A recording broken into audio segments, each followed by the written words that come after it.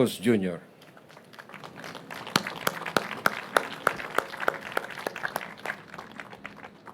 Thank you to our ES. Please take your seats. For your kind introduction. We have here all the luminaries in government. All the leadership of government is practically here. Led, of course, by the Senate President, our Senate President Pig Subiri, and of course the proponent of this very ambitious but certainly worthwhile project, the SUD Secretary, Secretary Jerry Acusar, all the cabinet secretaries that are here, the members of the Philippine Senate that are present with us today. Magaling to si Jerry, talagang kinuha niya lahat ng kailangan niya, no? Nandito lahat, na-corner kayong lahat. Metropolitan Manila Development Authority Chairman Romando Artes, the City Mayor of Manila Mayor Maria Sheila Lacuna Pangan. Andito rin po ang ating kaibigan na dating Senate President, Senate President Manny Villar. At siyempre, hindi makumpleto, lalong-lalo na dito sa proyektong ating binubuksan ngayon, ang ating First Lady Luis Araneta Marcos. My fellow workers in government, all our distinguished guests, our partners in the private sector, without whom we could not have put this project together, at least not in the scale that we would have liked to. But their assistance and their continuing generosity and love of country has shown once again in that they have become active participants in what we are going to do with the Pasig River Development Project. My fellow workers in government, all our distinguished guests, and I have to say, there are many distinguished guests with us here this evening. Ladies and gentlemen, good evening. No river in our country holds as great a cultural and historical significance as Pasig River. Its flow has not only shaped the contours of our nation's capital, but the economic landscape of a booming metropolis as well. As the country's first nautical expressway, it brought people together and their produce to its tributaries, along whose banks settlements grew and prospered. It is a witness to the ebb and flow of our history, transporting heroes during the birth of the Republic, the courage of patriots whose spirit was never broken in the watery dungeons of Fort Santiago. After the end of the country's colonial period, the symbol of executive power was housed along its banks. For a river that has given us so much, we have given back too little. Our stewardship of this national asset leaves much to be desired. A national deficit which we have never properly erased. I am personally a witness to this. Isa po akong anak ng Pasig. Bago po ako'y pumasok sa larangan ng serbisyo publika, nandyan na ang Bongbong Marcos na batang Pasig. I grew up by the Pasig River. Today, I work by the Pasig River. I live by the Pasig River. I shuttle between the two, my workplace and my residence, by boat through the Pasig River. So when it comes to knowing the state of Pasig River, I do not merely rely on statistics reported, but by sight and smell on my morning and evening commutes. Mga kaibigan ko, hindi tayo rito para mapag-usapan. We're not here to wax nostalgic to the past or wax poetic of the beauty that it once was. Rather, we are here to blaze a path forward for this national asset. We are here to reject the defeatist view that the Pasig River is beyond redemption. We are here to consecrate ourselves to the mission of transforming Pasig River to what it is supposed to be. A living river of multiple benefits for the multitude, featuring safe walkways and bikeways along its banks, a green corridor that will serve as lungs for our city's needs, a string of parks for communities nearby.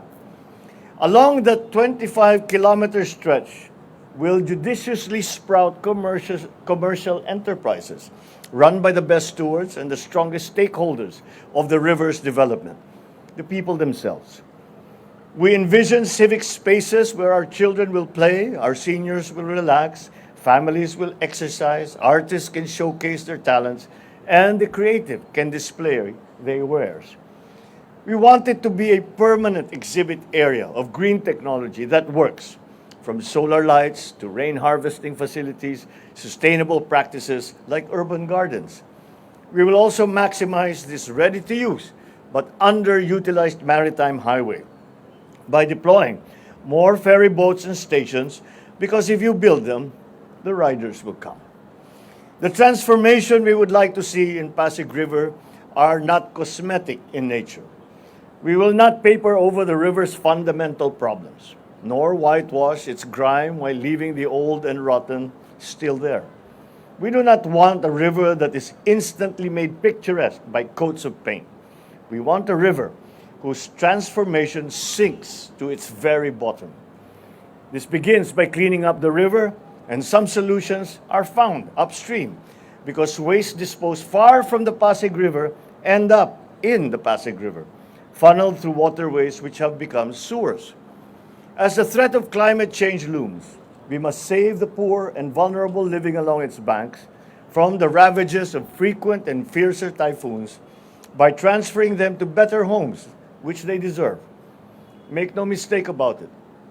It will be a people-centered and community-driven development, with ideas crowdsourced from experts and carried out with political will. We may never restore the river back to its pre-colonial pristine condition, but we can revive it to serve the present while preserving it for the future. We can stop it from being a petri dish of toxins and make it instead an incubator of progress and of best environmental practices. In some ways, the fate of the Pasig River mirrors that of our country and of our people. Both contain much untapped potential. Both move forward persistently, despite years of neglect. That is why we have set into operation the Pasig bigyang buhay muli. It is not a rebranding of the old, but revving up of new and fresh ideas. Through Executive Order 35, the Interagency Council for the Pasig River Urban Development has been established and has been activated, with both the DSUD and the MMDA tasked to be at the helm. Kasama sa kanilang mandato ang abot-kayang pabahay para doon sa mga nag-aal sa balutan na tuwing may nagbabadyang bagyo.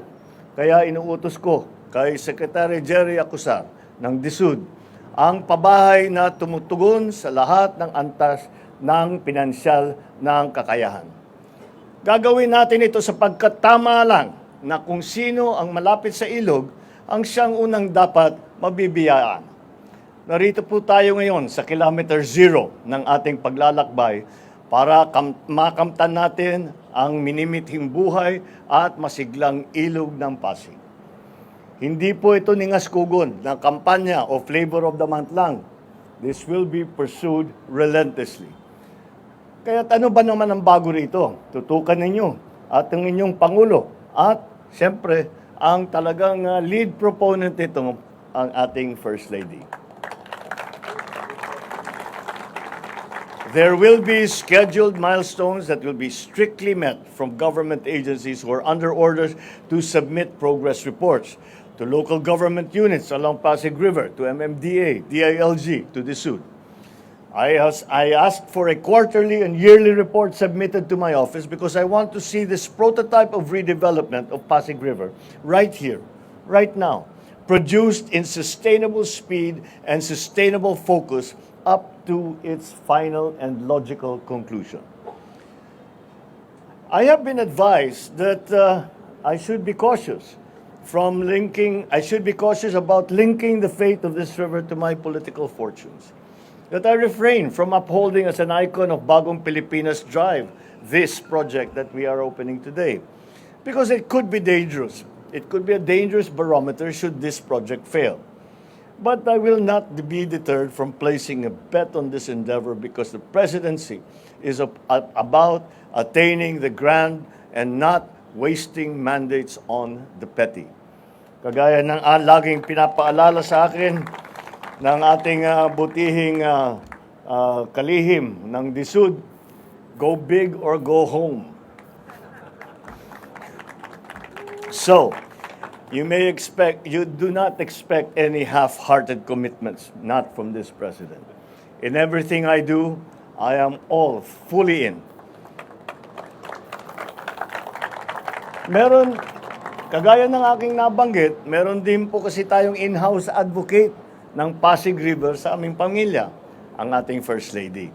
She has been a passionate champion of this river's revival, who has been quietly doing the spade work as is her way on this project. Her interest has been sparked as a citizen who has the river as the front yard and backyard of her present home. Alam ko naman na mahabang pakikibaka ito. Mahabang panahon ang kinakailangan ilaan dito. Decades of neglect cannot be undone in months. Kaya naman, hindi namin ginagawa ito para sa kapakanan ng kasalukuyang administrasyon. Ito po ay para sa susunod na mga henerasyon na harinawa ang proyektong ating maiiwan ay siyang ehemplo ng ating sundan. At kapag nangyari yan, ang anak ng Pasig na ito ay lilisan ng mga baong ngiti at saya dahil ang ilog ng ating kabataan ay mas salain na susunod sa salinlahi ng taglay ng pagbabago. Mga kababayan, ang panimula ng pagbabago sa bahaging ito ng Ilog Pasig ay bahagi ng itinatatag nating bagong Pilipinas. May kaayusan at kalinisan, may kaginhawaan at kasaganahan. Paparating para sa lahat. Maraming salamat sa inyo. Magandang gabi po sa inyong lahat at mabuhay ang ating bagong proyekto na inaayos at linilinas at pinapaganda ang ating minamahal na Pasig River. Maraming salamat, Presidente Ferdinand Marcos Jr.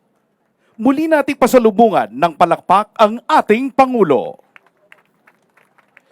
At this juncture, may we request the President to remain on stage. May we also invite on stage First Lady Luis Araneta Marcos, DHSUD Secretary Jerry Acuzar, MMDA Chairman Romando Artes, and DILG Secretary Benhur Avalos.